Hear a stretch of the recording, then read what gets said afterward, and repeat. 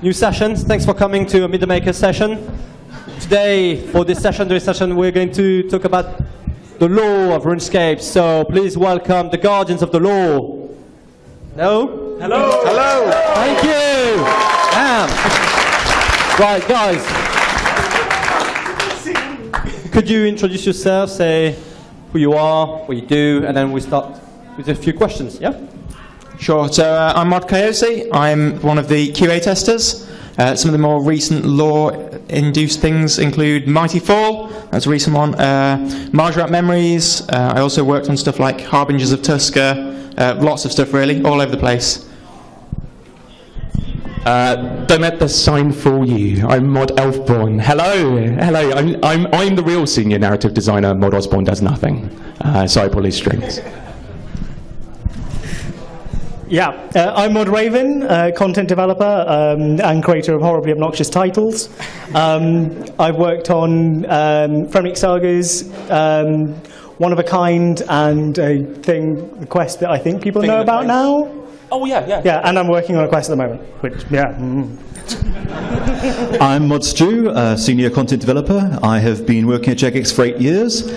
I have worked on quite a few quests, the Death of Chivalry, the Brink of Extinction, A Shadow of Ashdale. I helped out with Plague's End a little bit earlier in the year, and at the moment I am helping out with the Elf City Batch 2, working on the Hiffen and Ithil clans. Thank you. So, who would like to start with the first question? Yeah, go on. Are we going to be getting independent quest lines for each of the elf clans, leading up to a Grandmaster quest? That's an Elfborn one. That's an Elfborn question. Why not a quest for me? Oh. Can't have a quest. So, in terms of the elves, I think that the stories that will follow immediately, sorry, when I say immediately, you know, in RuneScape terms, which means in 7 or 10 years' time, is that I'd really like to do more with Seren first. I hope you don't mind. I mean, that makes it obviously very 6th Age-y. But Seren is in an unfortunate state right now. I don't want to keep her like that. You know, she deserves more. So how that happens, whether that's a world event, whether or not that's a quest event, I think we would do first. But I really like the idea of exploring each individual clan. Is there any clan in particular you were looking for? Not really. No? Just because of skilling-wise that's heard. I identify with the skills that they use. You see yourself as an automaton. Yeah. Awesome. Okay, hopefully that answers your question. Next. Question right at the back here. Right, hi. Yeah, it is. If Seren engages in a war like Saradomans, Zamorax, Banos, and Armadale, and if she falls, will the other really fall?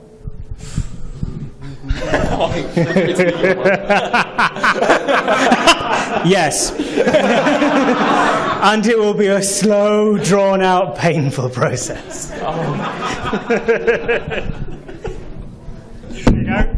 There are certain gods that we have determined are kind of 6th Age in terms of fighting each other, fighting for the Stone of Jazz, being in world events, generally kind of punching each other in the face.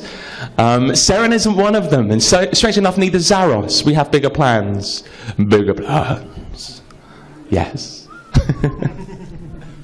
Go on, next. Let's do it. Here we go, question over this side. My question is, with the death of Guthix, how will this affect Seren on her return? That's an interesting one. I don't imagine she's currently aware of it, because the state that she's in, if we do ever return her back to that state, it's definitely going to have a big impact on her emotionally, I think, just because of she's very emotional as opposed to Zaros' logical mind. So I don't really know where we're going to go with that. Go on. Yeah, so she isn't fully aware. I know I'm doing a yes, so been around you too long. She isn't fully aware of the death of Guthix, but she gets kind of glimpses of it, particularly if you use certain items, and she goes, "Wait, that reminds me of." So we've kind of implied there was a very close relationship between Seren and Guthix, which we might explore a bit later. But I think it's suffice to say she will be particularly heartbroken when she gets back together and then learns that, you know, he's gone completely forever. Haha. And also because when they left, when they left each other, as it were, when they kind of said goodbye to each other, it wasn't the best of meetings. So a very sad meeting. So that's obviously going to make it quite poignant. Go on. Who's got a question? Gentleman in the front row here.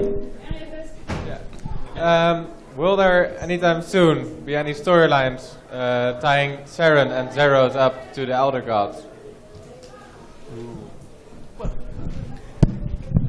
It's something that we will be exploring in the future.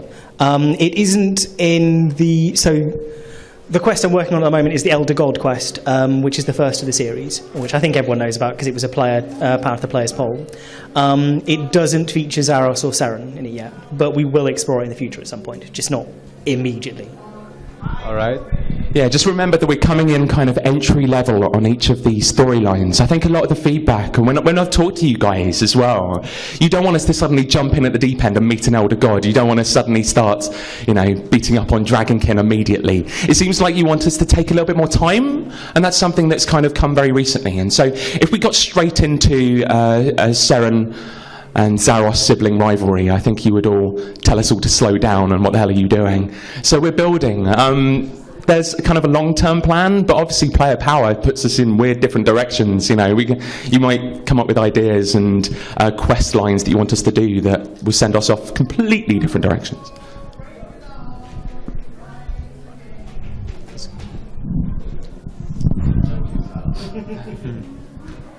Can you hear me? There we go. With Seren and Guthix and their very intimate, close relationship, is there a possibility that Seren could have ended up getting pregnant with, like, Guthix's baby? I don't think so, just because of the being that she is. I think Seren and Zaros are a bit misunderstood, just because they're shown as being so masculine and feminine. They're very unique creatures. Go for it. That's cool. So, when Mod Mark came over to me and we were talking about the world event, and a notion of, I don't know if you remember the last Runefest where I was talking about Seren being a world event. Imagine if you were all gathering together pieces of her and rebuilding her, and maybe that would be a novice-like quest. His first thing that he said was, oh yeah, and she could be pregnant, you could find out when you piece it all together. It'll be like a kind of baby shard or something, and it's like, no, stop. This is horrible. So, if it was in Mod Mark's hands, definitely you'd be having a Seren Guthix love child. But we have something else we want to do there. There's something that kind of represents their relationship that has happened, but I don't know, I'm getting very bad at keeping things to myself, so I'm going to keep it there, if that's all right. I'm sorry. Yeah. Hello? Hey! Okay. In the player in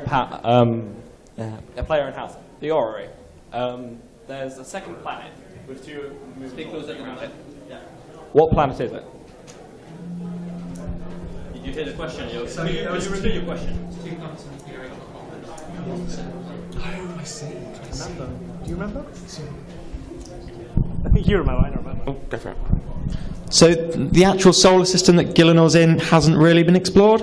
We've said that Xanaris is the moon of Gilinor, but beyond that, I think we said Kethsy's probably the closest place we've actually been to, and perhaps Ubius beyond that, and then everything else is really far away and requires the World Gate to get to. What about the Land of Snow? The Land of Snow. How disappointed would you be if that second planet was the Land of Snow? It could be the moon. We'll do sailing in the first place you go. You'll be so disappointed. So the planar map is something that's only just become really important to us. So we always sat down and determining, basically for Fate of the Gods, how the Elder Gods worked, because obviously the Elder Gods are very important to Fate of the Gods. We determined that there was a planar map, and this was because the Elder Gods took a certain method, a certain path to creating their worlds. And so that meant that there were certain worlds that were closer to us, certain younger worlds, because we are the youngest world. Gilinor, that is. So I think that when POH was created, that was way before we determined there'd be a planar map. I think we need to get on that, is basically what I'm saying. Land of Snow it is.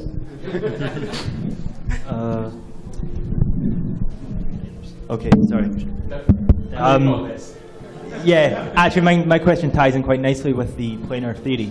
Okay, so there was a bit of a mention earlier about if the outer space is the void or if it's the abyss. Had this in conversation. And Jack's opinion was that the idea is that take a metaphorical approach with the abyss in that, so there's a space around every planet. Like, for example, so Xanaris would come under Gilinor's area. So, and then if you go beyond that, rather than coming to outer space, you would come to the abyss.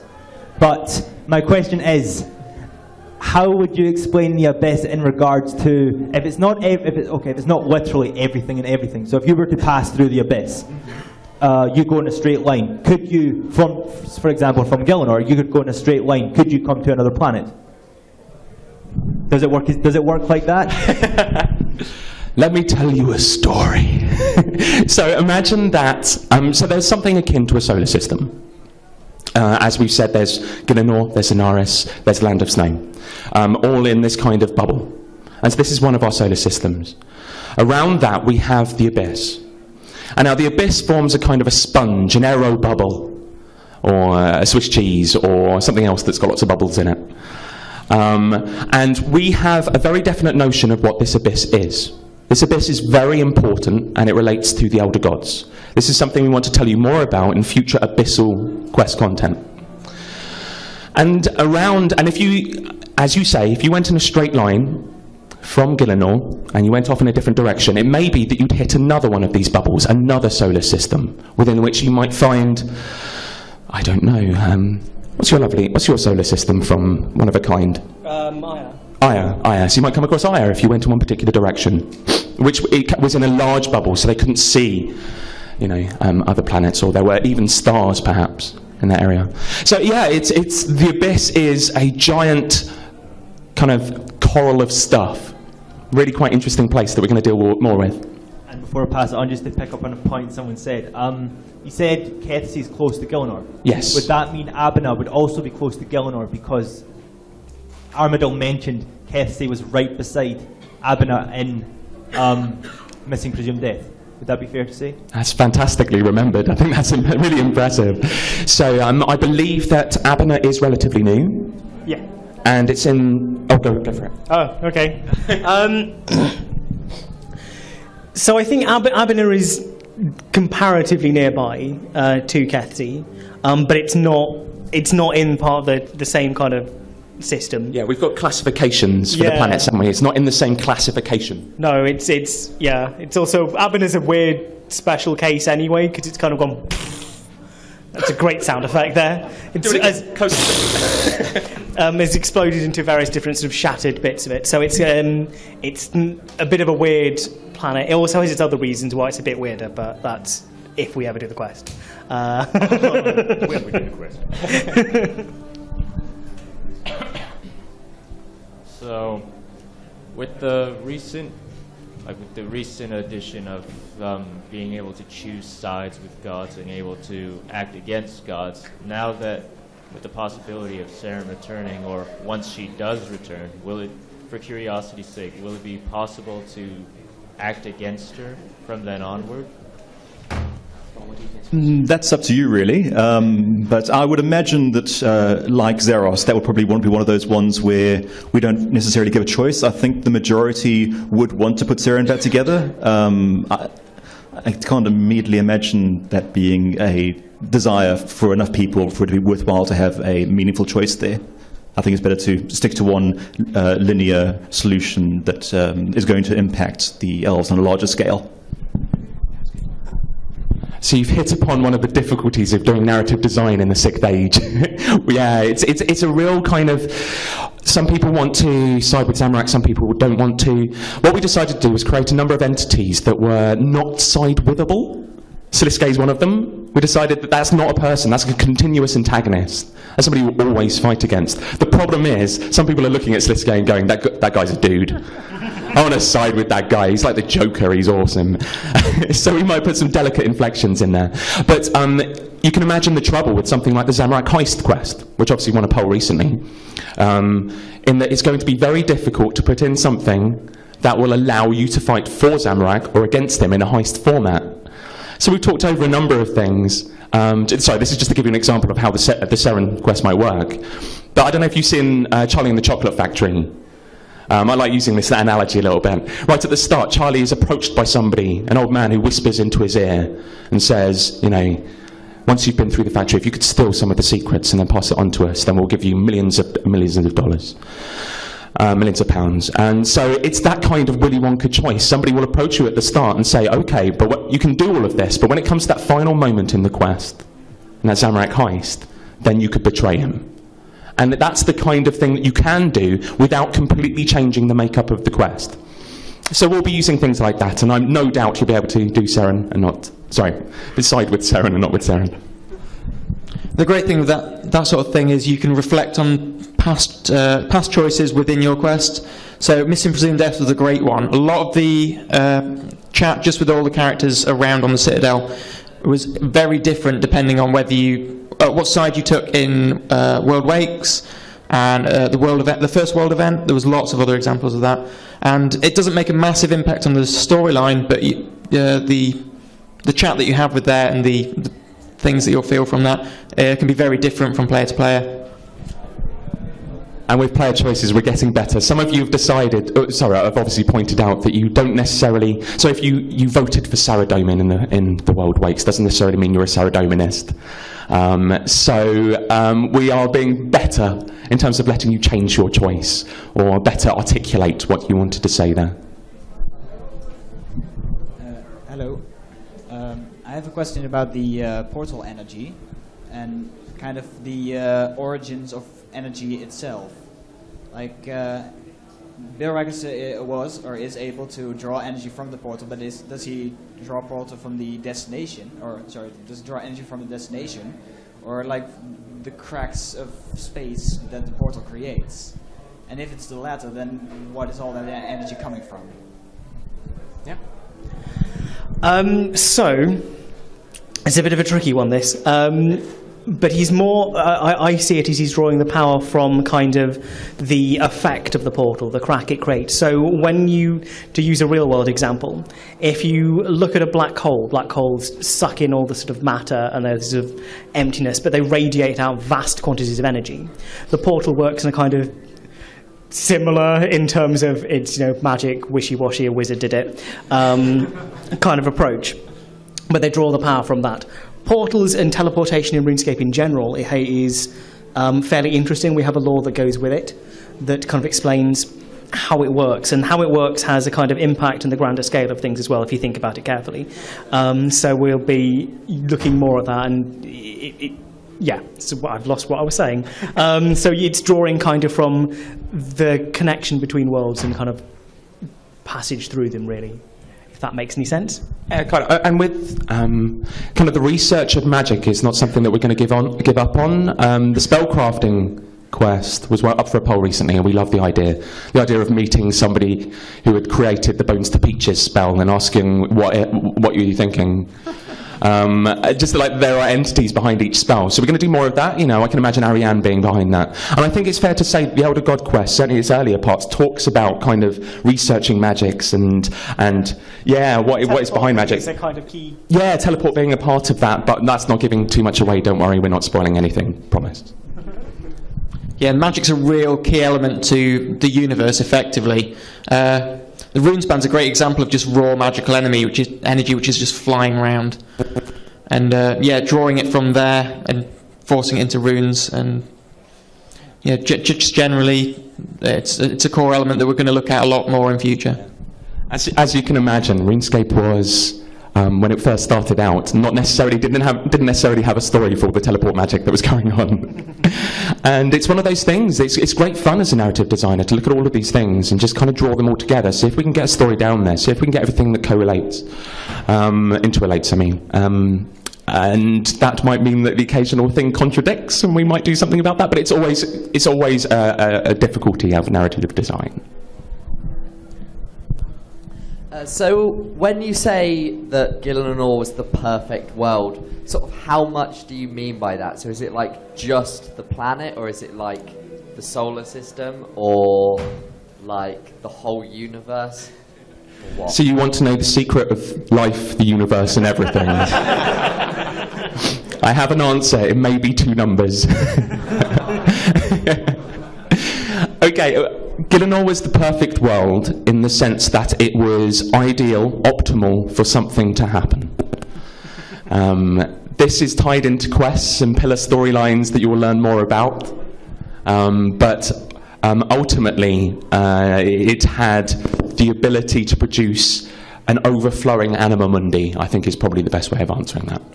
And that anima mundi is the life force of the world and will become more and more important as the stories go on. Is yet another one of those questions of, can you please wait? I'm sorry. No, sorry, I was passing on. Yeah, divination's a key tie into that, which we'll have to explore more in future.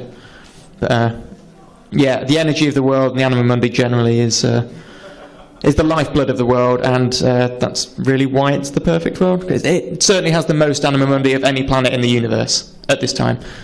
So much god juice everywhere. Also related to the Elder God quests, we have first the research quest. Will the other quests involve researching as well? Because you have to find the Elder Gods, and and how much research will there be, and how big will the impact be when the Elder Gods wake? That's a bit, well, the impact when the Elder Gods wake will be a very big impact. Yeah. Before that, though, I mean, the first Elder God quest is, we're saying it's a research quest, but it's more what players asked for when we did the Path of the Players for the first quest was not so much a tell us, so much as a sort of seed the Elder God ideas, sort of get some of the information out there, begin moulding it. So the Elder Gods are actually almost secondary to the first of the Elder God quests. We have another storyline going through it, which makes me laugh a lot, but I had to not do what I was going to do.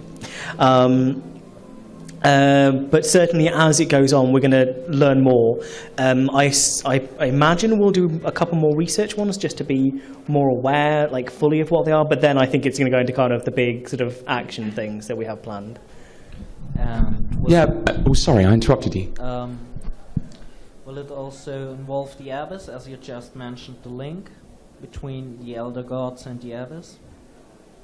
The others? Abyss. Oh, the Abyss. Yeah. Sorry, I do apologise. So, the Abyss is something that is tied equally to the Elder God storyline and the Dragonkin, actually. Both of those pillars are going to have ramifications to what the Abyss is. We'll tell you far more because it's far more important than you probably think. And yeah, they'll feature heavily, and you'll hopefully get to go there. And again, another hopefully, as a footnote, it'll be graphically reworked. So it will be separated at first. It'll be separated. As you mentioned, an Abyss storyline. Yeah. The Elder Gods storyline. So I wouldn't necessarily think of it as an Abyss storyline. It's more a case of the Abyss will be almost a character. Is probably the best way of putting it. Almost a character in both Dragonkin and Elder God storylines. So it may well feature in, as Mr. Raven said, it may well be that we do a couple of research. I'd like to talk to you guys a bit more about that. But then once we talk to you, we go see Full and Bick and Wen, maybe one of those stories, those individual Elder God stories, will take us into the Abyss. Okay, thank you. Okay. And another topic, sorry for that, but don't you think you messed up kind of the storyline because of the 5th age and 6th age? Shall I go for this one, the messy one? No, that's a very good question. I can completely understand. So with the movement from the 5th age to the 6th age, we wanted the 6th age to be playable by a great number of people. We didn't want the 6th age to be as exclusive as the Elf City, because simply put, we couldn't justify all of the resources that would go into that. So all of these stories we wanted to tell, to meet Guthix, to meet Zaros, to meet Zamorak, you would never be able to do those unless they were at the end of a monolithic quest line. We'd be able to get one of those out once every 3 years, perhaps. Maybe you'd argue that that's what you wanted.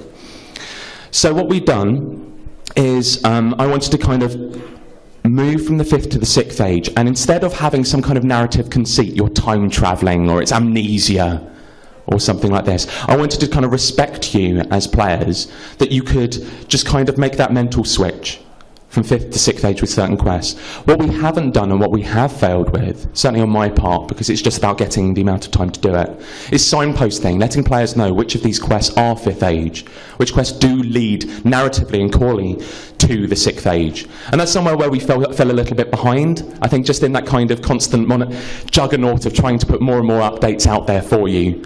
It's kind of got a little bit forgotten, and I would like to do more of that. I wouldn't say necessarily we failed. I think that you just have to look at the interest in the 6th age and what the stories that we can tell with the 6th age content. And there's a lot of continuation quests that we haven't forgotten about either.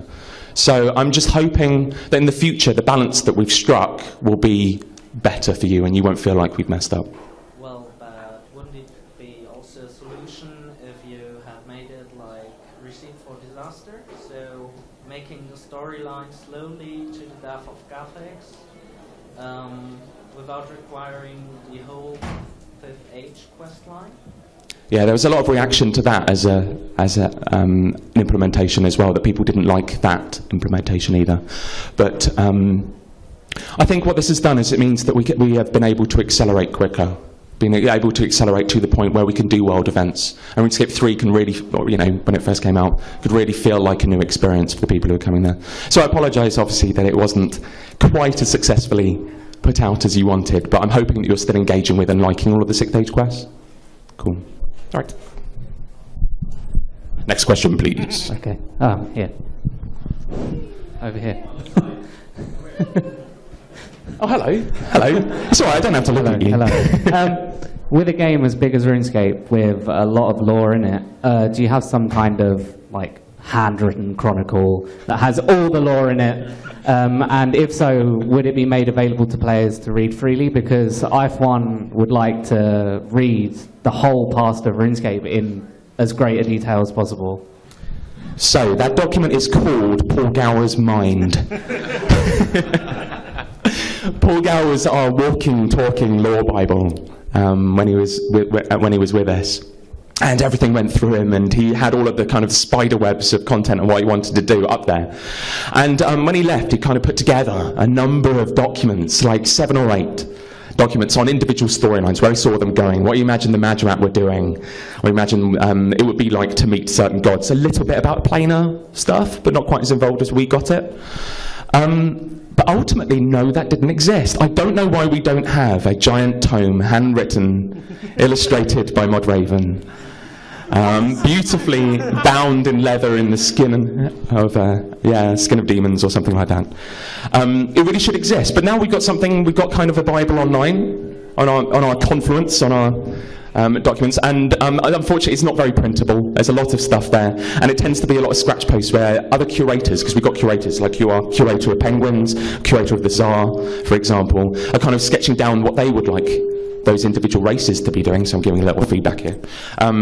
And my job is to keep an eye on all of those, make sure there's a core storyline, which is basically the 6th age, that ties together all of those. In terms of putting something out there, that'd be awesome. I still want to do the planar map. That's going to come soon. I've got the Tears of the Magrat as well, ready to go out once I've edited it a little bit. So there'll be more stuff. And we've got another Lore and Histories involving Krez. I don't know if you know Krez. So there'll be more detailing about Krez and his life during the 3rd age. I think one of the best things about it is we put so much feedback in from all of the teams. So everybody, if they find a clash with anything or they think there's something could go better, throw it in there. And of course, when it gets to QA, if we spot anything that's out of place or just totally clashes with something else, we can raise it then, and everything generally, because it's going through enough people, we'll catch everything anyway. Yeah, it's an evolving story. The great majority of it is within Mod Osborne's head. We did a kind of transplant and transferred various parts of Paul Gower's brain into yours. Hopefully you will live forever. Fortunately, elves are quite known for their longevity. So as long as you stick around, we'll be able to continue that story. But it is something that's evolving with each update that we release. And we tie those elements together, and you have a commendable job of making all that work. Hello. Will the Mighty Fall be the only quest dedicated wholly to the Bandosian culture, or will like the sort of like meeting history sort of quest? Will you go back in time and then sort of meet more sort of Bandosian characters? I'm happy to answer. It's certainly not on the cards right now, but there's nothing to say we can't go more into it. We put a bit more backstory on Zarador at the end of the quest. Certainly races we haven't gone into in great detail, like ogres. We've got, not ogres, orcs, sorry. A little bit in the fairy quests. They're hanging around the God Wars dungeons. Okay, so I'm going to reveal something. So that a lot of the time we're obviously brainstorming and we're kind of coming up with things that we want to do. And one of those things that keeps coming up over and over again is the idea of god sagas. The notion of hopping into the bodies of gods, finding out their origin stories, to use Marvel and DC's overused term.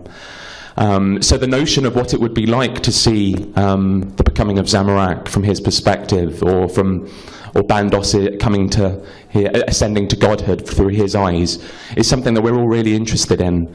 So I wouldn't be surprised if we go in that direction at some point in the future too. Basically, I'm just trying to get you to petition me to do it so I can actually do it.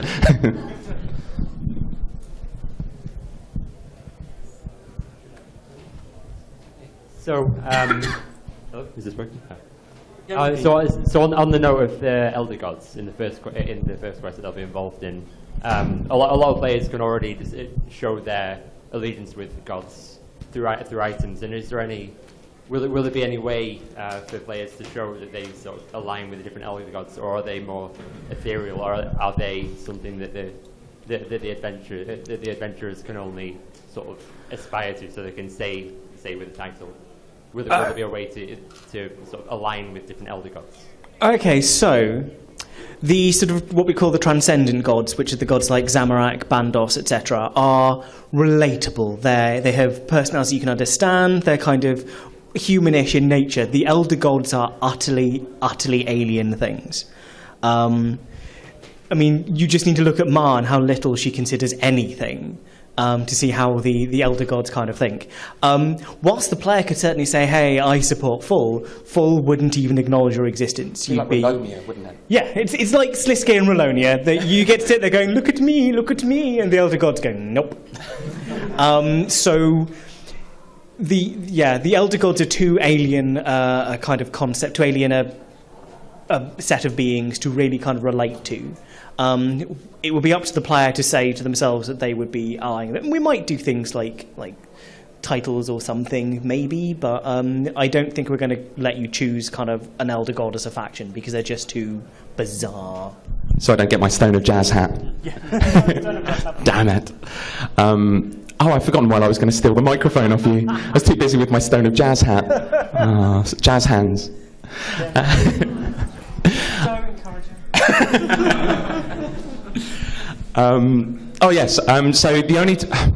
So the elder gods haven't encountered life particularly often. I think that's the best way of putting it. And the one time that we've got of them, a kind of a record of them meeting life, was the Dragonkin, and you saw what they did to the Dragonkin. So you can all be tied to the Stone of Jazz if you want, but I imagine you don't. For Zamorak, will he be making a power play in the 6th Age to try and kind of hedge his bet with the heist? Like, will he send his Black Knights to try and take over Falador? Or something like that? I'm not sure what we're going to do with Zamorak in that regard. It's certainly going to be a big point in the upcoming quest, and we're definitely going to do a lot with him. In regards to taking territory and things, I don't think we can do that without doing a big world event. I'm not sure it's particularly within his sort of aims to do that anyway. I mean, you guys are working on the quest, aren't you? You're just starting to kick up on it now that Halloween Quest is kind of starting to wrap up. At the moment, Zamorak has been embarrassed. He has been shamed with the Battle of Lumbridge. His modus operandi is kind of been to take power and to use it in such a way that those who deserve power can have it, they keep it. So he is thoroughly shamed, and his priority right now is to get that power back. And I think the Zamorak heist will be his opportunity, and he will grab it and he will take it. And it's just up to you about whether or not you help him to do that.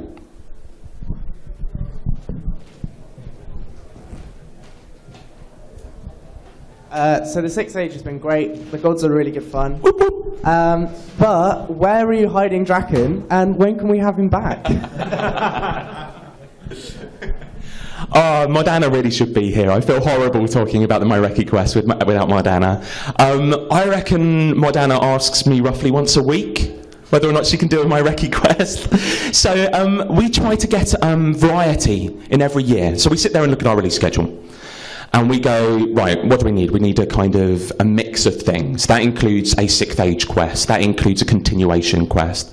That includes, you know, the weird ones like 200th quest that we just have to do. You know, are we going to do some Halloween stuff? We want to drop in some poll things. And so obviously that means there is a slot for a continuation quest next year, at the very least. At least one slot. I would argue that there should be more. In terms of what that should be, if I was to vote, and I think if a lot of the RuneScape staff would vote, it would be a Vampire Quest. There are some who would say Floor 61, which I'm also quite interested in, I must admit. But with that one, what we keep on doing, and I'm going to blame everybody apart from me here, is that we keep on ending quest lines where the next quest has to open up a new city. And really, you have to go into Castle Drakan. You have to. And so with the Myreki quest, so I think we can do that. I don't necessarily think that has to be crazy expensive. I don't think it has to be an elf city in the middle of Castle Drakan. But I would love to do that. And there's going to be talks today about how you will have more power in player power and how you will have the ability to pitch more things like this. Cool. Thanks a lot. Vote Menaphos. Menaphos! With, just as for a clarification, it's been said that in the previous cycle there have been several different mortal races that the Elder Gods first recognized, and then it's been said that there hasn't been. And like with One of a Kind, the Echo of Jas recognizes you as an accidental being of creation, meaning they must have met mortal life at some point. So was the last cycle, like when Ma was supposedly malformed into this cycle, was the last cycle the exact time where there were the most mortal species for the Elder Gods to be able to recognize something was wrong? I think what's happened there is there's been a faint sort of misunderstanding of what the Echo of Jas meant when it said accidental being of creation, because they have encountered life, or they encountered the Dragonkin before, and the Dragonkin were, as far as they're concerned, accidental, beings of creation.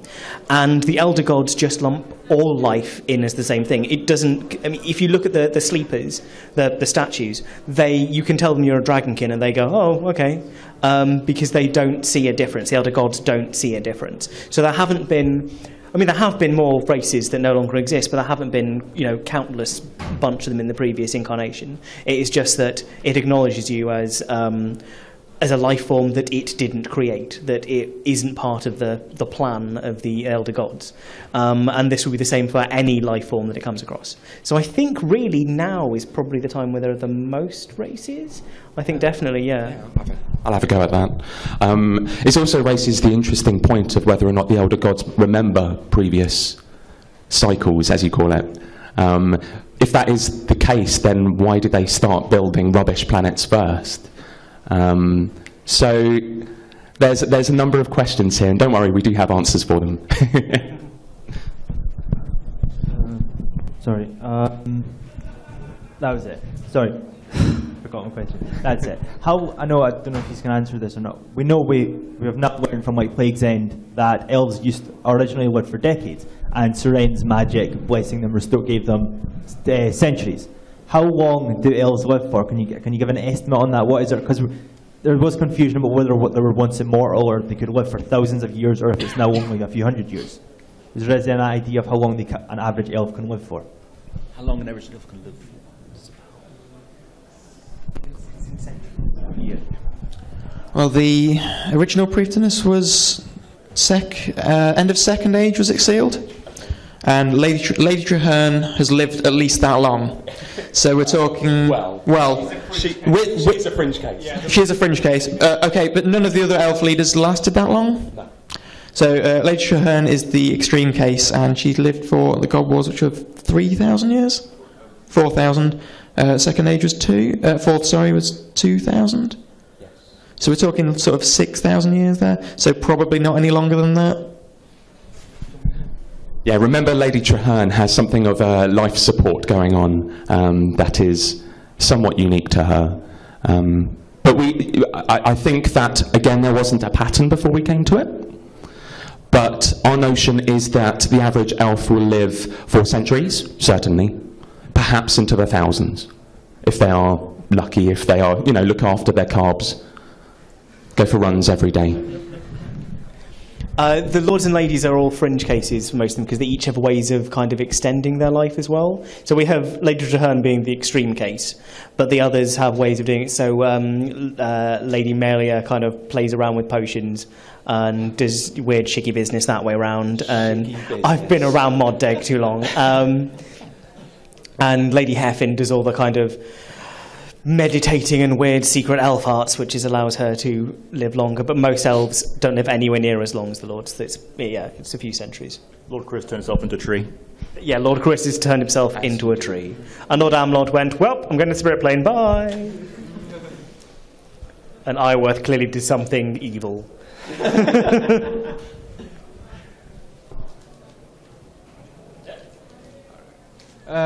I've been bugged by this for a long time.